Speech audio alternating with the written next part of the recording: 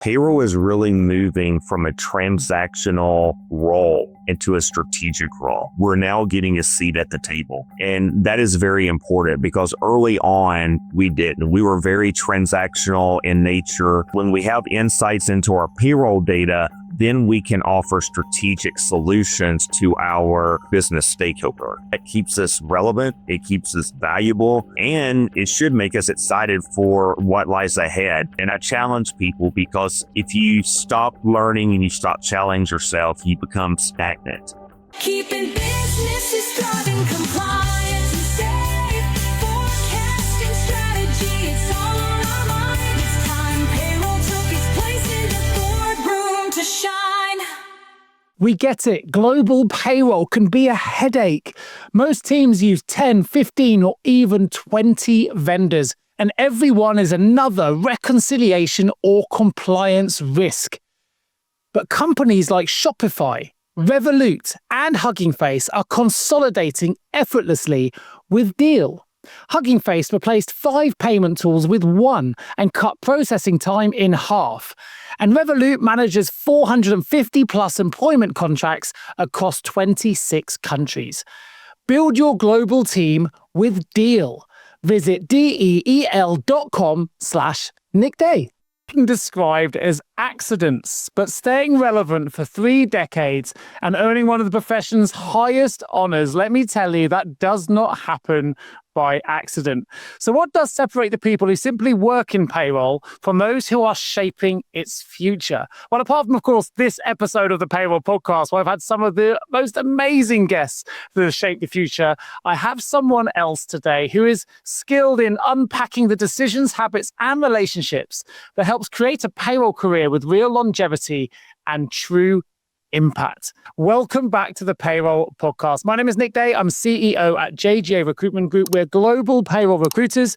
We're here for all of your talent needs worldwide. And today we are exploring how payroll professionals can build careers defined not just by technical expertise, but by curiosity, contribution, and lasting influence. So if you're new to the show, welcome, because today's guest is Jamie Phillips, the 2026 Payroll Man of the Year. And he spent over 3 decades working across payroll, HR, workforce management, human capital, and more. And his career has included senior payroll leadership, industry education, mentoring, and advisory work. So let's just say his contribution to the profession has been recognized more than once by several industry bodies, including the Payroll Org, and of course that's come with the Payroll Man of the Year award as well. So we're going to find out much more about Jamie's career today. So welcome, Jamie, to the Payroll Podcast. How are you feeling? Hey, Nick, thanks for having me. I'm feeling great. It's a pleasure to be here, and I'm very excited. I'm very excited to have you too. As you know, we start this show with a usual question. What does the word payroll mean to you? But I'm going to precede it for a first time today, because my introduction started with the idea that payroll careers are often described as accidents. And I know you've just been in a bit of an accident yourself. Might surprise a few people, because I believe at Payroll Congress, there was a video of you doing something you absolutely love, one of your pastimes, and people will recognize you for doing it. But this time it caused you a bit of an accident. I'll let you tell us more. So you've just come through, or you're recovering from something, should I say? That's correct. So we'll talk about the elephant in the room. Some may see the video and see some bruising on my face. So I had a pretty bad bike crash last Sunday. Spent the day in the ER as a trauma patient, going through the CT scans and the x-rays. Luckily, very blessed to come out with just a dislocated thumb. I did, unfortunately, knock the 4 front teeth out. They were a bridge anyway from an early childhood accident, but the bridge shattered. And luckily, I have a brother-in-law that's a dentist in Texas, was able to fly down, and he provided me this new smile just in time for the podcast. But, you know, I'm ready to get back on that bike and get going. I'm not going to let fear stand in the way, but it's a great pastime. I enjoy it. So I want to get back out there and do it. Good for you. I think there's a lot of cyclists in the payroll fraternity, to be honest. A lot of us, myself, a CEO at Dayforce, who's a really keen bike enthusiast. There's many, many more out there to hear that you are okay and that you are on the road to a full recovery. And I never noticed. That's the truth. We came onto the show and I had no idea. So I think looking very good as far as I'm concerned. What does the word payroll mean to you? 3 decades. You know, that's a great question. And to me, payroll is that trusted link across the company. You know, payroll touches every employee. It informs every department. It helps the business run with competence. Payroll's work ensures that people are paid accurately. They're paid on time. We uphold that compliance and that confidentiality that's needed in every company. And we support those data-driven decisions that are made daily. So that combination of having that responsibility makes payroll deeply engaging. And for me, it's very personally rewarding. Fantastic. I know it is for many, many people who listen to this show as well. We're trying to get that message out there, right? But I guess before we explore your wonderful award, Payroll Man of the Year award, and the lessons perhaps from your career, tell us a little bit about Jamie Phillips. Who's the person behind the payroll professional? We know you're a keen cyclist, but I'm sure there's more. Yeah. So, I'm a payroll leader with 30 years. And when I say 30 years, I kind of chuckle because 30 years of experience across diverse industries and roles. And as you've mentioned, recently named the Payroll Org's Payroll Man of the Year. Today, I serve as an account exec. I act as a trusted advisor to clients on workforce management and human capital management strategies. I live in the mountains of North Carolina, and I'm originally from a rural community outside of Nashville, Tennessee. So my partner and my dog, we love hiking the Appalachian Mountains. We're foodies. We love to travel. Anything outdoors is what I love in my spare time. Nice. Upbringing sort of helps shape your attitude towards work as well? It does. It gives me that work-life balance and being able to relieve the stress. Every job is stressful, right? And we need that downtime to be able to relax. And it really gives me that work-life balance needed, especially with me being on the road a lot. I travel about 70% of the time. So when I'm not traveling or here in my home office, people I've spoken to in the industry that you are an inspiration to many. And there's a reason you win these awards and you've been nominated and been successful in getting the awards we're going to discuss as well. But when you started out, did you see yourself as someone who would go on to teach, mentor, and lead others? Were you like that at school? Were you always the kind of the person that was supportive and helping? Or is this a skill that you learned through your career and started to develop as you realized you had a real aptitude for it? Nick, I go back when I was a kid, and some of the earliest things I remember is playing school. And I know that sounds a little cliche, but one of my best friend's moms was the janitor of our elementary school, and she would let me go up with them in the summertime when school was out and help around. Well, me and my friend, we would go in the classrooms and we would act like we were teachers, and we would get up on the chalkboard and pretend that we were teaching the classes. And some of those are my favorite memories because as growing up, I really didn't have the direction. I'm going to be a teacher when I grow up. I wanted big things. I thought, I'm going to be a CEO of a company, or I'm going to travel the world. And when I reflect back on my career, my entire career has been that of teaching, whether it's been payroll processing, where you're teaching employees about their paychecks and taxes and things like that. I was lucky early in my career, after being in payroll for a while, to get an opportunity to lead an organization in teaching the new payroll software that we were rolling out. So being able to train the payroll staff coming on board. And then ever since, now in my role as a strategic advisor, being able to teach customers how to fully utilize technology and embrace that technology. So something I didn't set my mind out to be was a teacher, but I feel like my entire career, that passion for teaching, for helping others has always been there. Fantastic. You're able to utilize that passion for teaching you found at an early age and combine it with a love and a real aptitude and skill for payroll. Tell us about how you got your first start in this industry. I know you may know from my previous interviews in my book that I'm not a fan of people saying they fell into it, although I appreciate it happens. I'm a big believer that we need to say we own the choice, and that will get that monkey off our back so we can really be proud of the profession. But I accept maybe 30 years ago, some people did fall into the profession. What was your story? Was it a deliberate choice or one of those famous accidents? So I say by accident, but my parents worked for a large printing company here in the States for many years. And the printing company decided to open a shared service center in Nashville. And that was about the time I was graduating with my degree from Middle Tennessee State.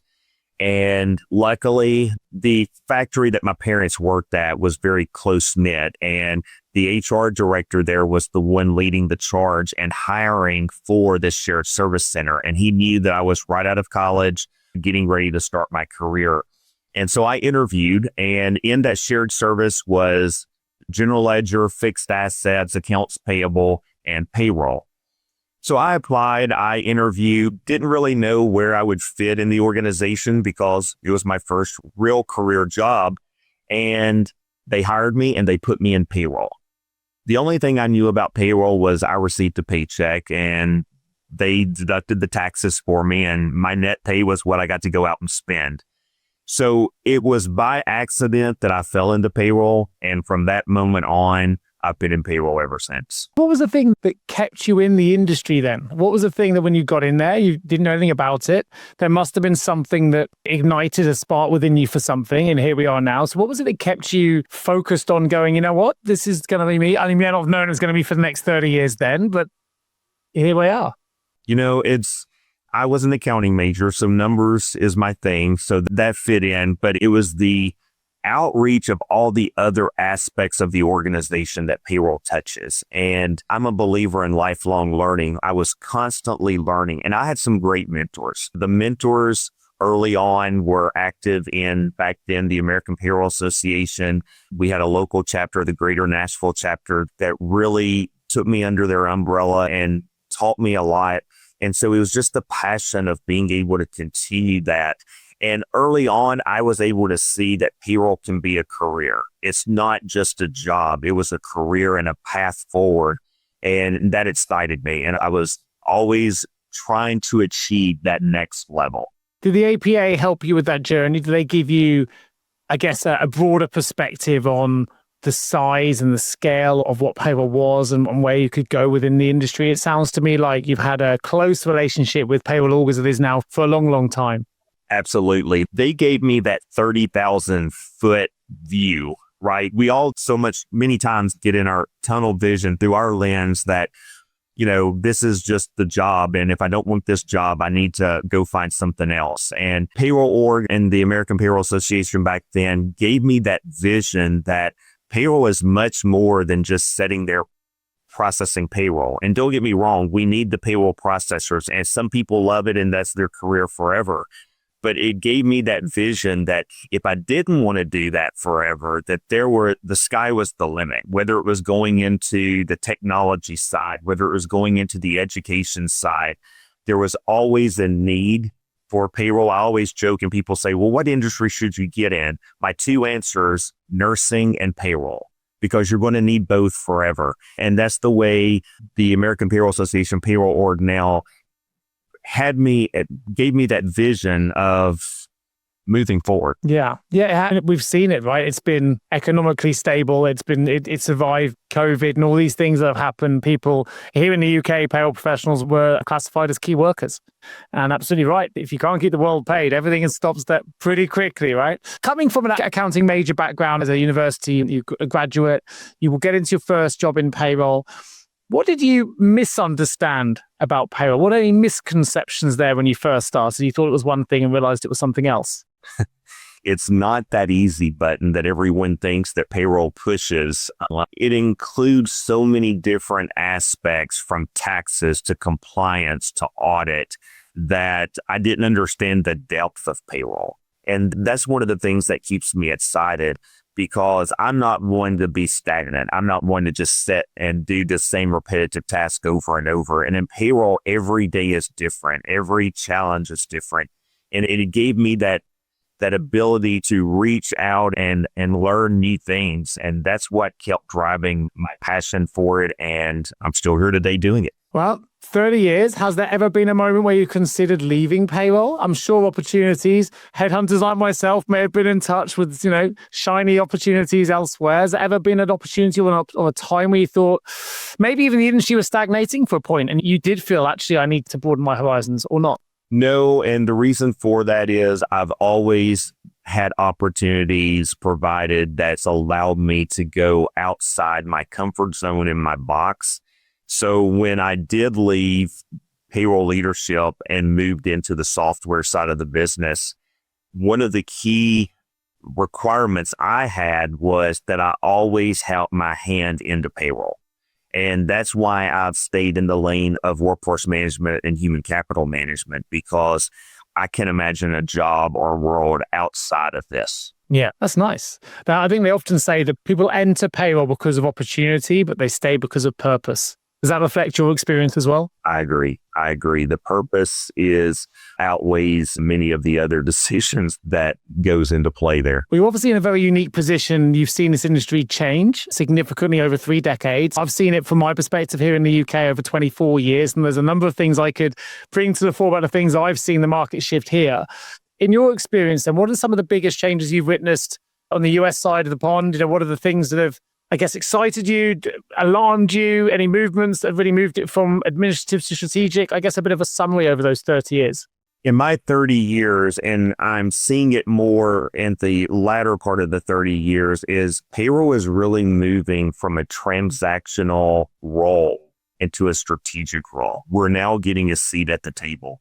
And that is very important because early on, we didn't. We were very transactional in nature. We were not really looked upon as needing advice, but as technology has changed, and technology is another area that has really been some of the biggest change, it's given payroll more opportunity to have insights into their data.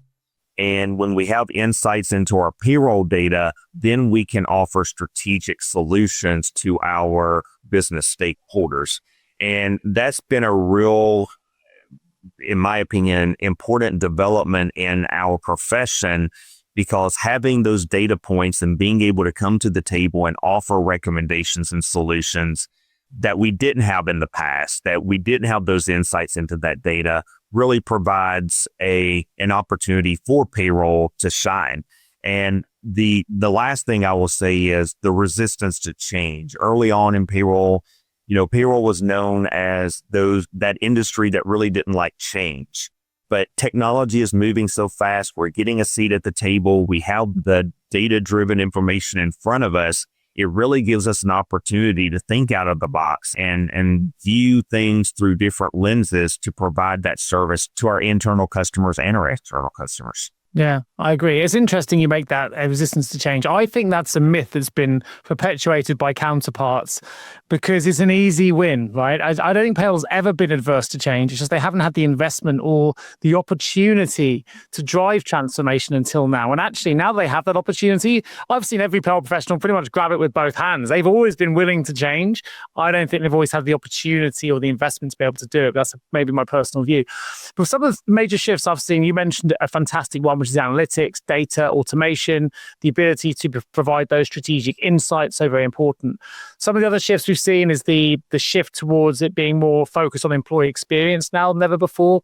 When I started this show in 2018, we weren't talking about payroll and employee experience at all. Those two things didn't really sit side by side. I have an HR show that does, but not a payroll one. And now it's in every single conversation.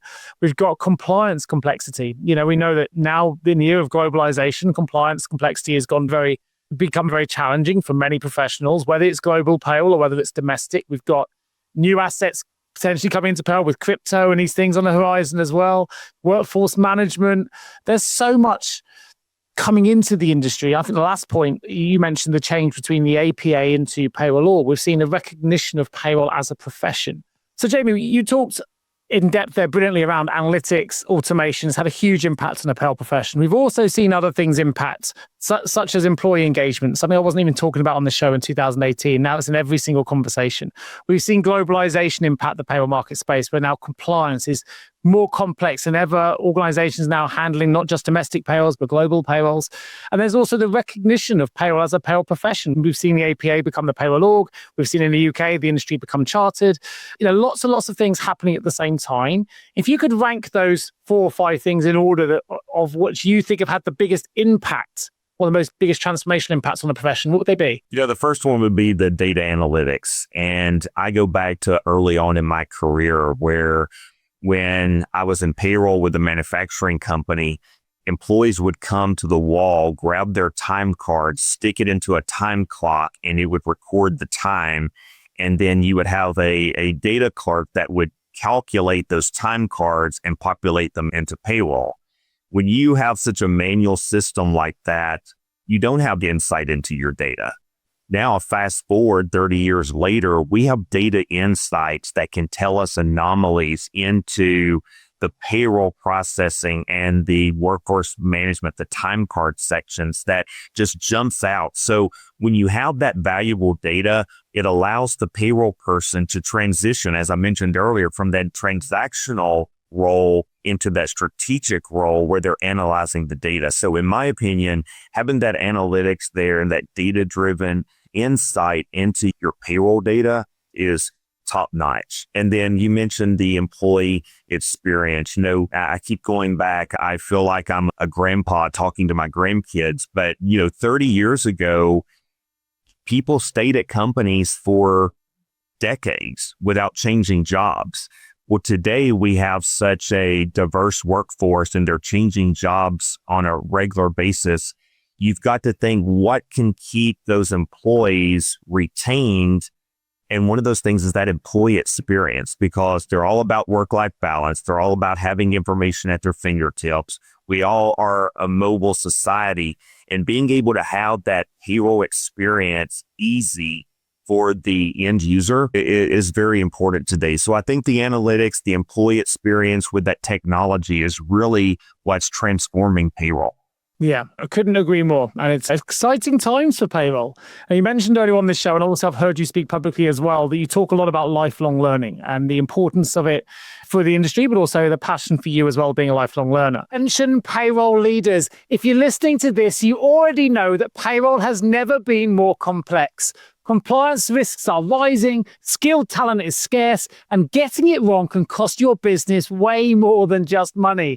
It can cost you trust, retention, and of course, brand reputation. I'm Nick Day, host of this show and also CEO of JGA Recruitment Group, specialist global payroll recruiters. Here at JGA, we're so passionate about payroll, we've even turned it into music. Don't believe us? Head to your favorite audio platform and search for Payroll Powers the World, and you can quite literally join us in song about how we believe payroll deserves its moment in the boardroom to shine. At JGA, we'd like to think our passion shines through to our recruitment results as well. With a 97% retention rate and an average 19-day job brief to hire success rate, we work fast, we work strategically, and we work with purpose to connect you to the hidden payroll talent that job ads and direct search methods will simply never reach. So if you're hiring or indeed planning to hire, why not partner with the experts that are shaping the future of payroll? Partner with jgarecruitment.com today, or better yet, drop me a message directly, and together we can make sure your next payroll hire is your best one yet. How would you sum up the importance of staying curious? Why do you believe curiosity is such a crucial skill for the modern day payroll professional? Yeah, I always say never stop learning. That lifelong learning to me is a mindset. It's that constant challenge to grow, to adapt to what's going on in the environment, and to always stay curious. And I believe that keeps us relevant. It keeps us valuable, and it should make us excited for what lies ahead. I went back to school later on in life. So when I turned 50, my goal was to get my master's degree. And so I went back to Texas A&M. I got a master's in human resource development.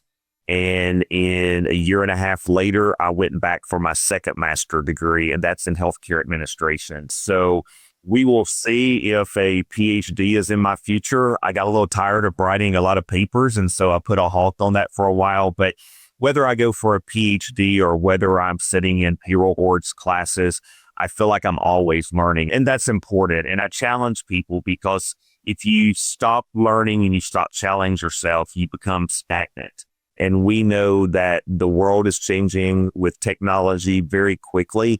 And if we stay abreast of that with AI is exciting and it's cutting edge. And so being able to stay on top of that and stay aware and to continue educating yourself, not only do you learn, but it challenges you internally. Well, firstly, congratulations to go back and not do not just one of the age of 50, but two master's degrees. I think it's very impressive. Did that kind of formal education give you or teach you anything that your experience alone couldn't? What did you get from, beyond the certifications, the credentialing, what did you get from the experience? There must have been quite a lot to want to go back and then do another. The executive programs that I participated in provided me a lens outside of what I had lived so far. And what I mean by that is in the master's program, it brings together a group of people in class that have different jobs, different professions, different views of things. And when you sit down at more of a executive boardroom table, even though it's a classroom, and you're sharing ideas and you're solving problems, it really opened my mind up to, step back for a minute and before making decisions, think of other people and how they view through their lens and how they operate and be able to make decisions that way. And it's really helped me in my current role because as I'm out working with different industries, I come with a healthcare background. I spent 20 years in healthcare payroll, and now I'm working with distribution, retail, fashion, aerospace and defense, automotive. Even though I may not have that niche in my belt, I'm able to step back and take my experience from healthcare, listen to those other folks through their lens, and be able to come up with my advising and consulting that I do. So it's really a growth for me in my career and personally as well.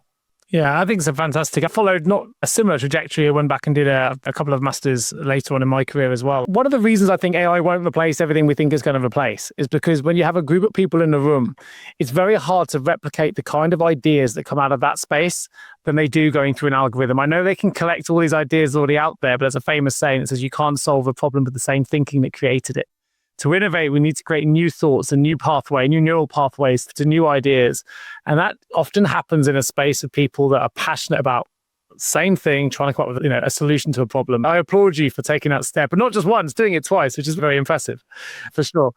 One thing I want to ask you is, I think one of the risks that payroll experience can have is it can make us really confident in what worked yesterday. And I'm asking this quite deliberately to you because you've just given a great example of how you're always learning how actually the same problem can't be solved, thought it can solve it, right? So how are we going to overcome that challenge tomorrow? For the leaders that are at the moment are at the top of their tree in payroll, for a lot of payroll leaders, payroll directors, payroll managers, and often it can be a very lonely room.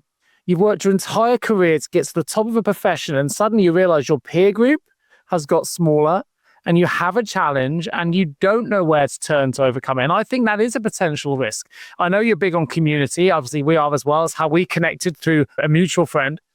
Tell us a bit about the importance of community, the importance of sharing ideas to help mitigate that risk when we get to the top. Absolutely. The connections and the networking is one of the most important things in my career. It's allowed me to be able to bounce ideas off people. And oftentimes we get comfortable in our settings, right? But when I would go to the annual Congress each year and I would hear someone speak about how they're innovating a change within their organization to do this or do that, it sparked that curiosity.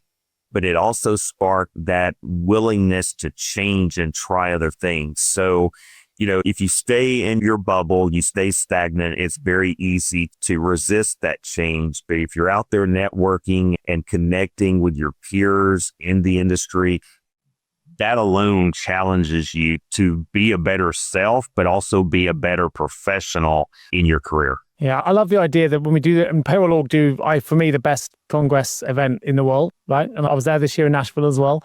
But it leads you to more opportunities. You and I are discussing this now on the Payroll Podcast because you met my colleague Natalie, and you got to meet Jamie, he's amazing. And, we hadn't connected before that point. And suddenly we're, who knows where this episode will now lead to. But I think we say yes a bit more and we start to put ourselves out there. Sometimes some wonderful things can happen on the back of it. And I'm sure that your networking capability, your passion for lifelong learning, your commitment to payroll over 30 years must have all been big contributing factors to you being recently named the 2026 Payroll Man of the Year by Payroll Org. Tell us a little bit about the award. What did it mean to you personally? Yeah, it was very humbling and honoring. This year's Congress, I was the industry expert on our closing session. So I had worked on preparing my speech and was getting a little nervous because I was going to be speaking in front of 2,500 people or more. So I was sitting in the audience and I was paying attention to the opening session. But I was also, to be honest, scrolling through my phone, just practicing my speech for Thursday. And they had announced the Payroll Woman of the Year, and then they were getting to the Payroll Man. And how they do it is they start describing this individual without saying who it is. And so a couple of the first items were relevant, but could have been anyone. But then as I'm still studying my speech for Thursday, I start hearing things that are narrowing it down a bit. And so then finally, when I was announced, I was just in shock, but it's a true honor. I've never looked back on volunteering and raising my hand and saying, pick me, I'll help early on. And it started with the Greater Nashville chapter, leading boot camps for people wanting to take their FPC and CPP exams. And from there, it led into being a member of the Strategic Task Force for Healthcare and then co-chairing it for several years. And then being on the National Speakers Bureau and being able to travel throughout the country and training on different aspects, whether it be year-end or the tax forum, garnishments, and then the Payroll 101 and 201 courses. Having that ability to give back to a profession that has given me so much was an honor. And then to be recognized for that, just something that can never be replaced. True honor. Yeah.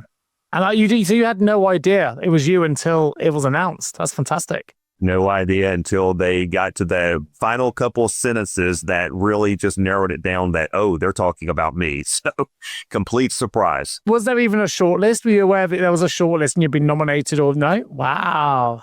Not at all. What a fantastic moment. I received a text about an hour before the general session started that basically said, hey, I've got something for you. I'll give it to you at the general session. So that was the hook to make sure that I was in my seat on time and there. But again, I didn't think anything about it because I was the industry speaker of this year. And so I just thought it was tied to that. So 100% complete surprise. Well, fantastic. Huge congratulations to everyone here at the Payroll Podcast and JGA for sure. I know that Payroll Org described Jamie's recognition in the context of leadership, which we've discussed, mentorship, your contribution to helping payroll professionals succeed globally, all over. So I know a lot of consideration went into it. A lot of people potentially would have been eligible and they went with yourself because of that, 30 years of committed service to the profession. And I applaud the work that you've done. Obviously, mentorship has played a big part of that as well. I want to sort of zone in on that just for a moment because leadership is one thing, but I think mentoring others is something else. It's a great way for people to give back to the community and industry as well and actually help people on their own career journeys. Tell us a little bit about your mentorship experience and what you've gained from the mentoring that you've delivered. I early on have always been excited of helping others and to see the light bulb go off. And a lot of my mentoring is standing in the classroom. So for Payroll Org, I teach the Payroll 101 and 201 courses. And for the 101 course, many times it's people that have been in the industry for 6 months, and up to several years. But most of them in that beginner course are brand new to the industry.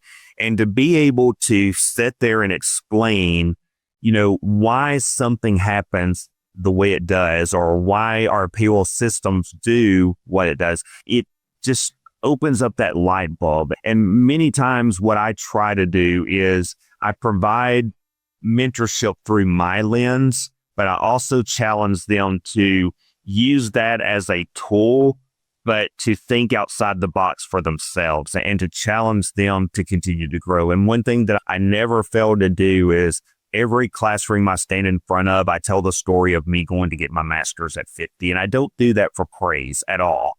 I do that to challenge people to continue learning because it's something that will be rewarding to those individuals, but it will also create a path forward for them. So I always include that in my mentorship. Love that. So has the award changed what you want to contribute to next or what you want to achieve next even? Yeah, that's a great question. I keep wanting to give back, and that's something that I will never stop doing. And, one of the things that I'm looking forward to is how else can I contribute to Payroll Org?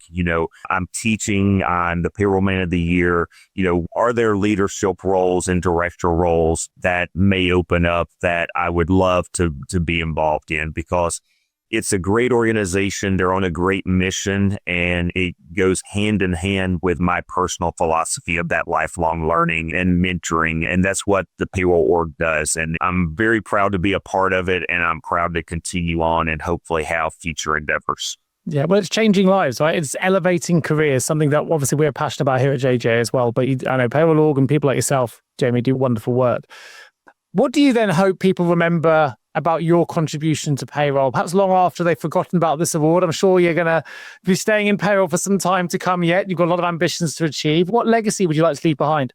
I would like to be remembered. You know, one of my students back in October sent me an email after she passed the FPC exam, and not quoting directly, but her words were in the email, I give a lot of the credit for me passing to you in your course. And even though I don't take that credit, because as an individual, she passed the exam, she did all the hard work, she walked away with a little bit of information that I shared and saw that was important. If I can continue doing that, I will be a very happy individual. Just being able to share some, whether it be knowledge, more importantly, courage, that, hey, you're going to pass this exam, you can do it. That means a lot to me. If that resonates with every student in my classroom or everyone that listens to a podcast or webinar, then I'm a happy camper. Fantastic. What about the new profession? Those coming into the roles of payroll now, I do believe we need to do a little bit more work as an industry globally to encourage more school leavers, more graduates to come into the profession, people like yourself that then hopefully spend the next 30 years building and developing and evolving the profession we're in. What advice do you give to someone who is brand new to payroll, wants to build a successful career, doesn't know where to start, or even for those that haven't considered payroll yet as a choice? What would you say to them? You know, there's three takeaways, and I think I've mentioned it already in our talk today, but it's worth mentioning again. Number one, never stop learning. Be that lifelong learner, whatever career path you take, never stop learning. The second is network. That network will get you so far in life. And I still look back and pick up the phone and call people, or when I'm traveling to different cities, meet them for dinner, of people that influenced me and mentored me early in my career. And it goes a long way when you have those colleagues, because you mentioned earlier, you may be in payroll and you may be in a room by yourself, the only payroll person. Yeah. And knowing that you've got a network of colleagues out there that you pick up the phone and share that with. And then the third thing is going back, take that 30,000 foot view. Payroll is not just sitting there crunching numbers and processing payroll. Whether you go in education, whether you go in technology, whether you go in consulting, there is so much opportunity out there for growth and for doing things outside of what typically people think of as payroll. It's a great industry and a great successful path forward for many people. Yeah, it's the best industry in the world, right? It just is. It's the most supportive, wacky in a good way, and a fun, open book industry out there.